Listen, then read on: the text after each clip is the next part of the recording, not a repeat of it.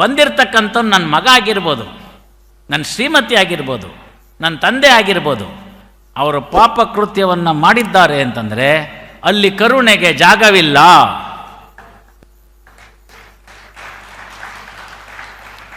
ನಾವು ಕಾಣ್ತೀವಿ ಇದನ್ನು. ಪರಶುರಾಮರಿಗೆ ಅವ್ರ ತಂದೆ ಹೇಳ್ತಾರೆ, ರೇಣುಕ ಏನೋ ತೊಂದರೆ ಮಾಡಿದಾಳೆ, ಕಡ್ದು ಹಾಕ್ಬಿಡುವಳು ತಲೆನ ಅಂತ. ಬೇರೆ ಮಕ್ಕಳು ಕಡ್ದು ಹಾಕಲಿಲ್ಲ. ಪರಶುರಾಮರು ಕೊಡ್ಲಿ ತೊಗೊಂಡ್ರು, ಕಠಾರ್ ಅಂತ ಕಡ್ದುಬಿಟ್ರು. ಎಲ್ರಿಗೂ ಆಶ್ಚರ್ಯ ಆಯ್ತು, ಇದೇನು ಅಂತ. ಆಮೇಲೆ ಪ್ರಶ್ನೆ ಕೇಳಿದ್ರು ಆ ತಂದೆ ಹತ್ರ, ನಂಗೆ 3 ವರ ಕೊಡು ಅಂತ. ಏನು ಅಂದರೆ, ಮೊದಲನೇದು ಅವಳನ್ನ ಬದುಕಿಸು ಅಂತ, ಎರಡನೇದು ಅವಳಿಗೆ ನಾನು ಕಡ್ದು ಹಾಕಿದ್ದೀನಿ ಅನ್ನೋದು ಸ್ಮರಣೆ ಅಂತ ಹೋಗಿಸ್ಬಿಡು ಅಂತ, ಮೂರನೇದು ಮುಂದೆ ಯಾವತ್ತೂ ನೀನು ಈ ಥರ ಯಾವ ಮಕ್ಕಳಿಗೂ ನಿನ್ನ ತಾಯಿ ತಲೆ ಕಡಿ ಅಂತ ಹೇಳಬೇಡ ಅಂತ. ನೋಡಿ, ಅಂದರೆ ಆ ಕೃತ್ಯಕ್ಕೆ ತಕ್ಕಂತಹ ಶಿಕ್ಷೆಯನ್ನು ವಿಧಿಸುವಾಗ ಅಂತಃಕರಣ ಕೂಡದು ಅಂದಮೇಲೆ ಏನಾಯಿತು, ಅಲ್ಲಿ ಬಂದಿರತಕ್ಕಂಥವನು ಯಾವುದೇ ಆದರೂ ಕೂಡ ಭವಬಂಧಗಳನ್ನು ಬಿಟ್ಟು ಕರ್ಮವನ್ನು ಮಾಡು ಅಂತ. ತ್ರಿಕರಣ ಶುದ್ಧಿ ಇದೆ, ಅಲ್ಲಿ ನನಗೆ ಮಮಕಾರ ಕಾಣ್ತಿಲ್ಲ, ಮತ್ತೇನು ಮಾಡ್ತಾ ಇದ್ದೀನಿ, ಕರ್ಮಾಫಲಗಳನ್ನ ದೇವ್ರಿಗೆ ಬಿಡ್ತಾ ಇದ್ದೀನಿ. ನಾನೇನೋ ಗುಂಡು ಹಾರಿಸು ಅಂತಾರೆ ಹಾರಿಸ್ತೀನಿ, ಹಾರಿಸಿದಾಗ ಮಧ್ಯೆ ಇನ್ಯಾರನ್ನು ಅಡ್ಡ ಬಂದು ತಪ್ಪಿಸ್ಬೋದು ಭಗವಂತ, ನಮ್ಗೆ ಗೊತ್ತಿಲ್ವಲ್ಲ. ಹಾತಿ ಮೇರೆ ಸಾತಿ ಪಿಕ್ಚರ್ ನೋಡಿದವ್ರಿಗೆಲ್ಲ ಜ್ಞಾಪಕ ಇರುತ್ತದು. ರಾಜೇಶ್ ಖನ್ನನ್ನು ನೋಡ್ಸೋಕ್ಕೆ ಮಧ್ಯ ಆನೆ ಬಂದ್ಬಿಟ್ಟು ಆನೆ ಸತ್ತು ಹೋಗುತ್ತೆ. ಆಗ್ಬೋದಲ್ಲ, ನಿಮ್ಮ ಕೈಯಲ್ಲಿದೆಯಾ ಅದು, ಆನೆ ಬರುತ್ತೆ ಅಂತ ಗೊತ್ತಿತ್ತಾ? ಇವನ್ನು ಗಮನಕ್ಕೆ ಇಟ್ಕೋಬೇಕಾಗುತ್ತೆ. ಹಾಗೆ ಮಾಡಿದಾಗ ಮನುಷ್ಯನ ಕರ್ತವ್ಯ ಅಂತ ಹೇಳಿದ್ರು ಅವರು, ದೇವ್ರ ಕರ್ತವ್ಯ ಅಂತ ಹೇಳಿಲ್ಲ ಅಲ್ಲಿ, ಅರ್ಥ ಮಾಡ್ಕೊಳ್ಳಿ ನೀವು. ಆಗೇನು ಹೇಳ್ತಾರೆ ಅವರು ಅಂದರೆ, ಅರ್ಜುನಂಗೆ ಅವಾಗ ಡೌಟ್ ಬರುತ್ತೆ. ಎಲ್ಲ ಪಾಠನ ಚೆನ್ನಾಗಿ ಓದಿಸ್ಬಿಟ್ಟಿರ್ತೀರಿ ನೀಟಿಗೆ, ಇನ್ನೇನು ನಾಳೆ ಹೋಗಿ ಬರೆದ್ಬಿಡ್ಬೇಕು, ನಮ್ಮ ಹುಡುಗಿಗೆ 100ಕ್ಕೆ 100 ಬರುತ್ತೆ, ನಾಳೆ ಮೆಡಿಕಲ್ ಸೀಟು ಫ್ರೀ ಗ್ಯಾರಂಟಿ ಅಂತ ಡಿಸೈಡ್ ಆಗಿರುತ್ತೆ. ಮೇಷ್ಟ್ರು ಹೇಳಿರ್ತಾರೆ ಸಂಪೂರ್ಣ ರೆಡಿ, ಬೆಳಗ್ಗೆ ಹುಡುಗಿ ನಾನು ಎಕ್ಸಾಮ್ಗೆ ಹೋಗಲ್ಲ ಅಂತಾನೆ. ಏನು ಮಾಡ್ಬೇಕು ನೀವು? ಯಾಕೆ ಹೋಗಲ್ವೇ? ನಂಗೆ ಯಾಕೋ ಹೋಗೋಕ್ಕೆ ಇಷ್ಟ ಇಲ್ಲ, ನಂಗೆ ಹೋದರೆ ಬೇರೆ ನನ್ನ ಫ್ರೆಂಡ್ ಇದ್ದಾಳೆ ಬೆಸ್ಟ್ ಫ್ರೆಂಡು, ಅವಳಿಗಿಂತ ನಾನು ಜಾಸ್ತಿ ನಂಬರ್ ತೊಗೊಂಡ್ಬಿಡ್ತೀನಿ, ಅವಳು ಫೇಲ್ ಆಗಿಬಿಡ್ತಾಳೆ. ಯೋಚನೆಗಳು ಬರುತ್ತೆ. ಇಂತಹ ಸಂದರ್ಭಗಳಿಗೆಲ್ಲ ಪ್ರತಿದಿನ ಅರ್ಜುನ ಇಲ್ಲಿ ಕೂತ್ಕೊಂಡು ಇಂತಹ ಸಂಶಯಗಳನ್ನ ಹೇಳ್ತಾ ಇದ್ದಾನ್ರಿ. ಈ ಕೇಸ್ನಲ್ಲಿ ಏನು ಮಾಡಲಿ ನನಗೆ ಅನ್ನೋ ಸಂಶಯ ಬರ್ಬೋದು, ಅಂತಃಕರಣ ಇಟ್ಕೋಬೋದು. ಅಂಧಾನುಕರಣೆ, ಅಂಧ ಅಂತಃಕರಣ ಬೇಡ, ಇಲ್ದರೆ ಅದು ಧೃತರಾಷ್ಟ್ರ ಪ್ರೀತಿ ಆಗ್ಬಿಡುತ್ತೆ. ದ್ರೌಪದಿ ವಸ್ತ್ರಾಕ್ಷಯದ ಒಂದು ಭಾಗ ನೋಡೋಣ. ತುಂಬ ಜನ ವಸ್ತ್ರಾಪಹರಣ ಅಂತಾರೆ, ನಾಳೆಯಿಂದ ಯಾರು ಅನ್ಕೂಡ್ದದ್ನ.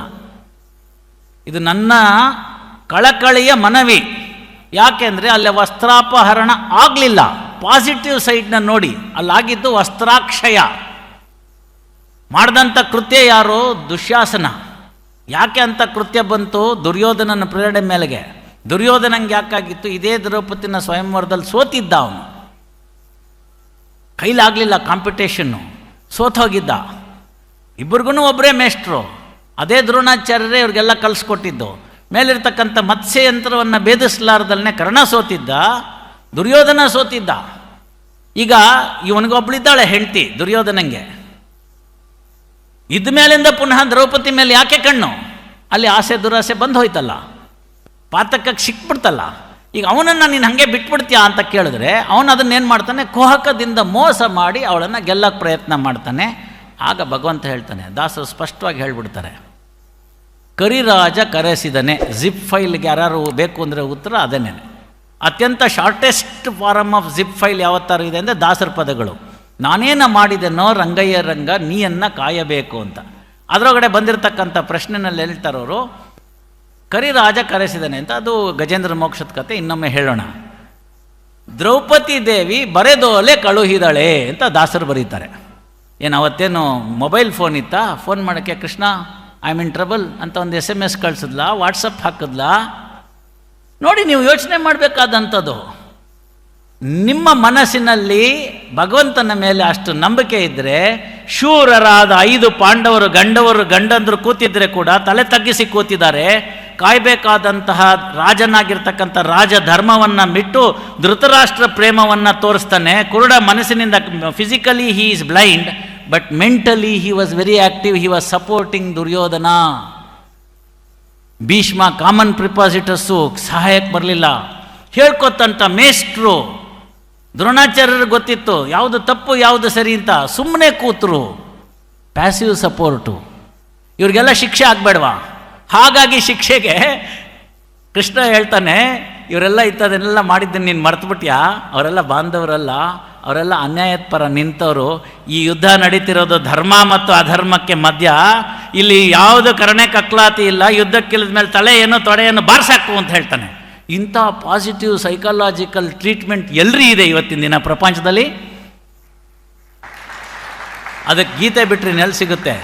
ಸೊ ಇಂಥ ಗೀತೆನಲ್ಲಿ ಪಾಠವನ್ನು ಕಲ್ತಿರ್ತಕ್ಕಂಥ ಯಾರಾದರೂ ಒಬ್ಬರು ಜಡ್ಜ್ ಇದ್ದರೆ, ಅಲ್ಲಿ ಯಾವನೇ ಬಂದಿರತಕ್ಕಂಥವ್ನಿರ್ಬೋದು, ಅವನು ನನ್ನ ಕಣ್ಣ ಮುಂದೆ ಕೇವಲ ಅಪರಾಧಿ, ಅವನ ಅಪರಾಧ ಅವನು ಮಾಡಿರ್ತಕ್ಕಂಥದ್ದು ಸಾಬೀತಾಗಿದೆ. ನಮ್ಮ ಕಾನೂನಿನ ವ್ಯವಸ್ಥೆಯಲ್ಲಿ ಅವನು ಮಾಡಿರ್ತಕ್ಕಂಥ, ಅವನ ಮೇಲೆ ಹೊರಿಸಿರ್ತಕ್ಕಂಥ ತಪ್ಪು ಸಂಶಯಾತೀತವಾಗಿ ಸಾಬೀತಾಗಿದೆ ಅಂತಾದರೆ ಆ ಕ್ಷಣದಲ್ಲಿ ಯಾವ ಅಂತಃಕರಣನೂ ಇಲ್ಲ.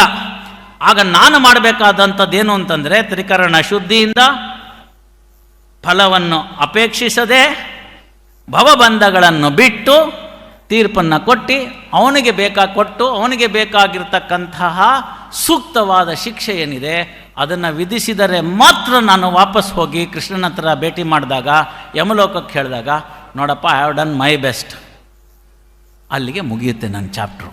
ಆದ್ದರಿಂದ ಯಾವ ನ್ಯಾಯಾಧೀಶನಿಗೂ ಈ ತೊಳಲಾಟ ಬೇಡ. ಅದಕ್ಕೆ ಯಾರು ಅದನ್ನು ಅಷ್ಟು ಸರಿ ಮಾಡಿಕೊಡ್ತಾರೆ ಅಂತಂದರೆ, ಅಷ್ಟು ಸಮರ್ಪಕವಾದ ಶಕ್ತಿ ಯಾವಾಗ ಬರುತ್ತೆ ಅಂತಂದರೆ, ಗೀತೆ ಓದ್ಕೊಂಡಿದ್ರೆ ಬರುತ್ತೆ. ಮೊದಲನೇದು ಹೆಣ್ಣಿಗಾಗಿ, ಎರಡನೇದು ಮಣ್ಣಿಗಾಗಿ ಅಂತ. ಇವೆರಡು ತೆಗೆದುಹಾಕ್ಬಿಟ್ರೆ ನಾಳೆ ಬೆಳಗ್ಗೆ IPCನೇ ಎಸ್ದು ಬಿಡ್ಬೋದು. ಇದು ಯಾಕಾಗುತ್ತೆ ಅಂತ ಕೇಳಿದ್ರು. ಇದು ಯಾಕಾಗುತ್ತೆ ಅಂತ ಕೇಳಿದಾಗ ಸ್ವಲ್ಪ ಒಂಚೂರು ಹಿನ್ನೆಲೆ ಹೋಗಬೇಕಾಗತ್ತೆ. ಹಿನ್ನೆಲೆ ಹೋದಾಗ ಏನಾಗುತ್ತೆ ಅಂದರೆ, ದೇವರು ನನಗೆ ಕಾಣ್ತಾ ಇಲ್ಲ, ಅವನೆಲ್ಲೋ ಕಾಣಿಸೋದಷ್ಟು ದೂರದಲ್ಲಿದ್ದಾನೆ, ಆದರೆ ಇದ್ದಾನೆ ಅಂತ ನನಗೊಂದು ನಂಬಿಕೆ ಇದೆ. ಅವನು ನನ್ನ ಬೇಕು ಬೇಡಗಳನ್ನ ನೋಡ್ಕೋತಾನೆ, ನನ್ನ ಸುಖವನ್ನು ನೋಡ್ಕೋತಾನೆ, ಆನಂದವನ್ನು ನೋಡ್ಕೋತಾನೆ. ಈ ಆನಂದ, ಹ್ಯಾಪಿನೆಸ್ ಬಿಟ್ಬಿಟ್ರೆ ಬೇರೆ ಏನು ಪ್ರಪಂಚದಲ್ಲಿ ಇಲ್ಲ ಅಂತಕ್ಕಂಥದ್ದನ್ನು ಕ್ರಿಸ್ತ ಜನ್ಮ ತಾಳಿದ 300 ವರ್ಷಗಳ ನಂತರ ಎಪಿಕ್ಯೂರಿಯಸ್ ಅಂತಕ್ಕಂಥ ಒಬ್ಬ ಫಿಲಾಸಫಿಸ್ಟ್ ನಂಬ್ಕೊಂಡ್ರು. ನನಗೆ ಒಬ್ಬಳು ಸಂಗಾತಿ ಬೇಕು ಅಂತ ಕೇಳ್ತಕ್ಕಂಥದ್ದು ಆಸೆ. ಅದು ಸಿಕ್ಕಾದ ಮೇಲೆ ಪಕ್ಕದ ಮನೆಯವಳನ್ನ ನೋಡೋದು ದುರಾಸೆ. ಈಗ ಹೆಣ್ಣು ಹೊರಟೋಯ್ತಲ್ಲ, ಈಗ ಪಾದಕಕ್ಕೆ ಅಲ್ಲಿ ಮುಗಿದೋಯ್ತು. ಇದ್ರ ಮಧ್ಯೆ ಇರತಕ್ಕಂಥದ್ದು ಒಂದು ತೆಳುವಾದ ರೇಖೆ. ಆ ರೇಖೆ ಎಷ್ಟು ವಿವರವಾಗಿದೆ ಅಂತಂದರೆ, ಎಷ್ಟು ಸ್ಪಷ್ಟವಾಗಿದೆ ಅಂತಂದರೆ, ಆಸೆ ತಪ್ಪಲ್ಲ. ನೋಡಿ, ನಾವು ಬುದ್ಧನ್ನ ಇದನ್ನು ಗಮನಕ್ಕೆ ಇಟ್ಕೊಂಡು ನೋಡಿದ್ರೆ ಯಾರನ್ನೂ ನೋಡಬೇಡ ಅಂತಾನೆ, ಅದು ಪ್ರಕೃತಿ ವಿರುದ್ಧ ಆಗುತ್ತೆ. ಆಸೆಯೇ ದುಃಖಕ್ಕೆ ಮೂಲ ಅಂತ. ಬದುಕಕ್ಕಾಗಲ್ಲ, ಒಂದಿನ ಪ್ರಪಂಚ ನಶಿಸೋಗುತ್ತೆ. ಯಾಕೆಂದರೆ ಪ್ರಜಾಸಂಧಿಹಿ ಪ್ರಜನನಂ ಸಂಧಾನಂ ಅಂತ ಹೇಳ್ತಕ್ಕಂಥದ್ದು. ಸೊ ಅದು ಬರಲ್ಲ ಅಲ್ಲಿಗೆ, ಪ್ರೊಕ್ರಿಯೇಷನ್ ಬೇಕು, ಹಾಗೆ ಅದನ್ನು ಬಿಡೋಕ್ಕಾಗಲ್ಲ ಅಲ್ಲಿ. ಅದು ಸಿಕ್ಕಾದ್ಮೇಲೆ ಇನ್ನು ಹೆಚ್ಚಿಗಿನ ಆಸೆ ಪಡೋದು ಅದೆಲ್ಲ ಅದು ತಪ್ಪು ಅಂತ ಹೇಳ್ತಕ್ಕಂಥದ್ದನ್ನ ತ್ರಿಕರಣ ಶುದ್ಧಿಯಿಂದ ಫಲವನ್ನು ಅಪೇಕ್ಷಿಸದೆ ಭವಬಂಧಗಳನ್ನು ಮಿಟ್ಟು ಮಾಡುವ ಕರ್ಮವೇ ನನ್ನ ಸತ್ಕರ್ಮ, ಅದು ನಿಷ್ಕಾಮ ಕರ್ಮ ಅಂತ ಭಗವದ್ಗೀತೆಯಲ್ಲಿ ಕೃಷ್ಣ ಹೇಳ್ದ. ಹಾಗಾಗಿ ಏಕೆ ಎಲ್ಲ ಭಗವಂತ ನಿಯಾಮಕ ತಾನೆ, ನಾನ್ ಕರ್ತ ಹರಿಕರ್ತ ಎಲ್ಲ ಭಗವಂತ ಮಾಡಿಸ್ತಾನೆ, ನಾನೇನು ಮಾಡೋಕ್ಕಿದೆ, ನಾನು ಸುಮ್ಮನೆ ಇರ್ತೀನಿ ಅಂತ ಅಲ್ಲ. ಜ್ಞಾನವನ್ನು ಕೊಟ್ಟೆ. ಒಂದು ಸಣ್ಣ ಉದಾಹರಣೆ ನೋಡೋಣ. ಒಂದು ಹಸು ಇದೆ, ಅದನ್ನು ಗೂಟಕ್ಕೆ ಕಟ್ಟಾಕಿದ್ದಾರೆ. 1-2 ಗಂಟೆ ಆಯಿತು, ಹಸುವಾಗಿದೆ. ಅದಕ್ಕೊಂದು 15 ಮೀಟರ್ದು ಒಂದು ಹಗ್ಗವನ್ನು ಕಟ್ಟಿ ಒಂದು ಗೂಟಕ್ಕೆ ಕಟ್ಟಾಕಿದ್ದಾರೆ. 10 ಮೀಟರ್ ಅಂತರದಲ್ಲಿ ಹುಲುಸಾದ ಹಸಿ ಹುಲ್ಲು ಬೆಳೆದು ನಿಂತಿದೆ. ಅಲ್ಲೇ ಒಂದು ಬಾನಿನಲ್ಲಿ ನೀರಿದೆ. ಈಗ ಈ ಹಸು ನನ್ನ ಗೂಟಕ್ಕೆ ಕಟ್ಟಾಕಿದರೆ, ಆದ್ದರಿಂದ ನಾನು ಕೂತಲ್ಲೇ ಕೂತಿರ್ತೀನಿ, ಹುಲ್ಲು ತಾನಾಗೇ ಕತ್ತರಿಸ್ಕೊಂಡು ಬಂದು ನನ್ನ ಮುಂದೆ ಬೀಳಲಿ, ನೀರು ತಾನಾಗೇ ಹರ್ಕೊಂಬಂದು ನನ್ನ ಮುಂದೆ ಬಿತ್ತು ಅಂತಾನೆ ನಾನು ಕುಡಿತೀನಿ, ಇಲ್ಲದಿದ್ದರೆ ನನಗೆ ಸ್ವಾತಂತ್ರ್ಯ ಇಲ್ಲ, ನನ್ನ ಹಗ್ಗಕ್ಕೆ ಕಟ್ಟಾಕಿದ್ದಾರೆ ಅಂದರೆ ಏನು ಮಾಡಬೇಕು?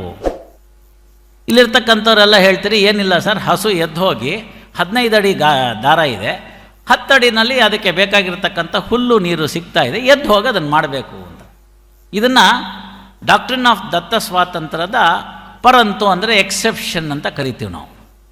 ಮನುಷ್ಯನಿಗೂ ಹಾಗೆ ಬಂಧಗಳನ್ನು ಯಾವುದನ್ನು ಇಟ್ಟಿದ್ದಾನೆ ಅಂತಂದರೆ, ಯಾವುದು ಸತ್ಕರ್ಮಗಳನ್ನು ಮಾಡಬೇಕು ಅದನ್ನು ಮಾಡಲೇಬೇಕು ಅಂತ. ಇದನ್ನು ನಾವೇನು ಹೇಳಿದ್ವಿ ಅಂದರೆ ಕೋಡ್ ಆಫ್ ಕಾಂಡಕ್ಟ್ ಅಂದ್ವಿ.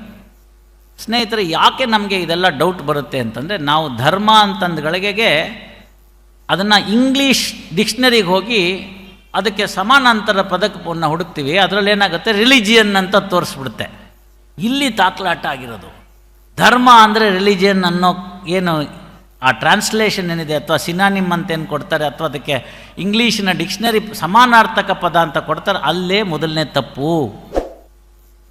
ಬೆಳಗ್ಗೆ ಊಟ ಮಾಡಿದವ್ರಿಗೆಲ್ಲ ನೆನಪಿದೆ, ಕೋಸಂಬರಿ ಬೇರೆ, ಪಲ್ಯ ಬೇರೆ, ಸಾರು ಬೇರೆ, ಹುಳಿ ಬೇರೆ, ಪಾಯಸ ಬೇರೆ, ಸಾರಲ್ಲೇ 2 ವಿಧ, ಹುಳಿಲೇ 3 ವಿಧ, ಮಜ್ಜಿಗೆ ಅಲ್ಲಿ ಬಡಿಸಿದ್ರೆ ಅದರಲ್ಲಿ ಬೇರೆ ಇದೆ, ಮೊಸರು ಅಡುಗೆ ಮಾಡಿಸಿದ್ರೆ ಅದರಲ್ಲಿ ಬೇರೆ ಇದೆ, ಬೇಕಾದಷ್ಟು ವ್ಯಂಜನಗಳಿದೆ. ಸೌತೆಕಾಯಿ ಬೇರೆ, ಅದರ ರುಚಿ ಬೇರೆ, ಬೆಂಡೆಕಾಯಿ ಬೇರೆ, ಅದರ ರುಚಿ ಬೇರೆ. ಎಲ್ಲವೂ ಕೊನೆಗೆ ಹೋಗಿ ಜೀರ್ಣವಾಗೋದೆ, ಎಲ್ಲವೂ ಕೊನೆಗೆ ಹೋಗಿ ಜೀರ್ಣವಾಗೋದೆ. ಮತ್ತಿಷ್ಟೆಲ್ಲ ಯಾಕೆ ಮಾಡಿದ್ವಿ ನಾವು? ಎಲ್ಲನೂ ಒಂದು ಕಡೆ ಗುಟ್ಟೆ ಹಾಕ್ಬಿಟ್ಟು ತಿನ್ಬಿಟ್ಟಿದ್ರೆ ಆಗಿರ್ತಿತ್ತ ಅಂದರೆ ಸಂಸ್ಕರಣೆ ಅಂತ ಬಂತು. ಬೆಂಡೆಕಾಯಿ ಇದೆ, ಬೆಂಡೆಕಾಯಿನ ಪಲ್ಯನೋ ಗೊಜ್ಜೋ ಹುಳಿನೋ ಮಾಡಿ ತಿನ್ನಬೇಕಲ್ಲ. ಹಾಗೆ ಫ್ಯಾಕ್ಟ್ಸ್ನ ನಮ್ಮ ಮುಂದೆ ಬಂದುಬಿಡುತ್ತೆ. ಫ್ಯಾಕ್ಟ್ಸ್ ಬಂದುಬಿಟ್ಟಿದ್ದಕ್ಕೆ ಮಾತ್ರಕ್ಕೆ ಉತ್ತರ ಬಂದ್ಬಿಡಲ್ಲ. ಅಲ್ಲಿ ಡಿಸ್ಕ್ರಿಷನ್ ಅಂತ ಒಂದು ಕೊಡ್ತಾನೆ. ಏನು ಮಾಡೋಕ್ಕೆ ಹೊರಟಿದ್ಯಾ ನೋಡಪ್ಪ ಅಂತ. ಏನು ಮಾಡೋಕ್ಕೆ ಹೊರಟಿದ್ಯಾ? ಗುರುಗಳು ಅದನ್ನು ಹೇಳಿದ್ರು, ಡಕಾಯಿತರ ಒಂದು ಉದಾಹರಣೆಯಲ್ಲಿ ಹೇಳಿದ್ರು. ಏನು ಹೇಳಬೇಕು, ಏನು ಹೇಳಬಾರ್ದು, ಸತ್ಯ ಯಾವುದು, ಅದಕ್ಕೆ ನೇರವಾಗಿ ಹೇಳಿದ್ರು. ಸತ್ಯಂ ಬ್ರೂಯಾತ್ ಪ್ರಿಯಂ ಬ್ರೂಯಾತ್ ನ ಬ್ರೂಯಾತ್ ಸತ್ಯಮ ಪ್ರಿಯಂ ಅಂತ. ಅದೇ ಯಾಕಾದರೆ ಏನಾಗಾದರೆ ಇವ್ರು ಯಾವುದಕ್ಕೆ ಪರವಾಗಿ ಮಾಡ್ತಾ ಇದ್ದಾರೆ ಅನ್ನೋ ಪ್ರಶ್ನೆ ಬಂದಾಗ ಮನುಷ್ಯನಿಗೆ ಒಂದು ಡಿಸ್ಕ್ರಿಷನರಿ ಪವರ್ ಅಂತ ಕೊಟ್ಟರು. ಆ ಡಿಸ್ಕ್ರಿಷನರಿ ಪವರ್ನ ನ್ಯಾಯಾಧೀಶನಲ್ಲಿ ಇಟ್ಟರು. ಅದನ್ನು ಲಾಯರಿಗೆ ಕೊಡಲಿಲ್ಲ, ನ್ಯಾಯ ವಿತರಣೆಯ ಭಾಗದಲ್ಲಿ ಅದನ್ನು ಕೊಟ್ಟರು. ಆ ನ್ಯಾಯ ವಿತರಣೆ ಭಾಗದಲ್ಲಿ ಕೊಟ್ಟಾಗ ಏನಾಗುತ್ತೆ, 10 ಸೆಂಟಿಮೀಟರ್ ಮಳೆ ಬಂದಿರತಕ್ಕಂಥ ಒಂದು ಪ್ರದೇಶಕ್ಕೂ ಬರದಲ್ಲಿರ್ತಕ್ಕಂಥ ಒಂದು ಪ್ರದೇಶಕ್ಕೂ ಸಮಾನವಾಗಿ ನಾವು ಆಹಾರೋತ್ಪನ್ನವನ್ನು ಕೊಟ್ಟರೆ ಏನು ಅನ್ಯಾಯ ಆಗುತ್ತೋ ಅದೇ ಅನ್ಯಾಯ ಆಗುತ್ತೆ. ಹಾಗಾಗಿ ಸಾರ್ವಜನಿಕ ನ್ಯಾಯ ಅನ್ನೋ ಒಂದು ಚೌಕಟ್ಟಿನಲ್ಲಿ ಆಯಾ ಪ್ರಕರಣಕ್ಕೆ ಸೇರಿದಂತೆ ಬೇಕಾಗಿರತಕ್ಕಂಥ ವಿಚಾರಗಳನ್ನ ಗಮನಕ್ಕೆ ಇಟ್ಕೊಂಡು ಕೊಡಿ ಅಂತ ಹೇಳಿದ್ರು. ಅಂಥ ಸಂದರ್ಭದಲ್ಲಿ ಸಂವಿಧಾನವೂ ಕೂಡ ಕೆಲವು ಅಧಿಕಾರಗಳನ್ನ ನ್ಯಾಯಾಧೀಶರು ಕೊಟ್ಟಿದ್ದಾರೆ. ಹಾಗಾಗಿ ಈ ಎಷ್ಟು ಬೇರೆ ಬೇರೆ ನಮ್ಮ ವಿಚಾರಗಳಿದ್ದರೂ ಕೂಡ ಭಾರತದಲ್ಲಿ 30-40 ಕಿಲೋಮೀಟ್ರಿಗೆ ಹೋದರೆ ಜೀವನ ಶೈಲಿ ಬದಲಾವಣೆ ಆಗುತ್ತೆ, ಭಾಷೆ ಬದಲಾವಣೆ ಆಗುತ್ತೆ, ಊಟ ಬದಲಾವಣೆ ಆಗುತ್ತೆ, ಆಟ ನೋಟ ಬದಲಾವಣೆ ಆಗುತ್ತೆ. ಅವ್ರಿಗೆಲ್ಲ ಒಂದು ಕಾಮನ್ ಆಗಿರ್ತಕ್ಕಂಥದ್ದೊಂದು ಫ್ರೀ ಸೈಜಿನ ಕಾನೂನನ್ನು ಮಾಡ್ಕೊಡೋಕ್ಕಾಗಲ್ಲ. ಫ್ರೀ ಸೈಜಿನ ಬಟ್ಟೆ ತಂದುಕೊಂಡು ಎಲ್ಲಿ ನಿಮಗೆ ಅಳಕ ಅನಿಸುತ್ತೋ ಅಲ್ಲಿ ಟಕ್ ಹಿಡಿರಿ, ಎಲ್ಲಿ ನಿಮಗೆ ಬಿಗಿ ಅನಿಸುತ್ತೋ ಅಲ್ಲಿ ಸ್ವಲ್ಪ ಲೂಸ್ ಮಾಡಿಕೊಂಡ್ರೆ ಎಲ್ಲ ಜಜ್ಮೆಂಟ್ಗಳು ಸರಿ ಹೋಗುತ್ತೆ ಅಂತ ವಾಸ್ತು. ನಮ್ಮ ಯೂಟ್ಯೂಬ್ ಚಾನಲನ್ನು ಸಬ್ಸ್ಕ್ರೈಬ್ ಮಾಡಿ ಹಾಗೂ ಫೇಸ್ಬುಕ್ ಮತ್ತು ಇನ್ಸ್ಟಾಗ್ರಾಮನ್ನು ಫಾಲೋ ಮಾಡಿ.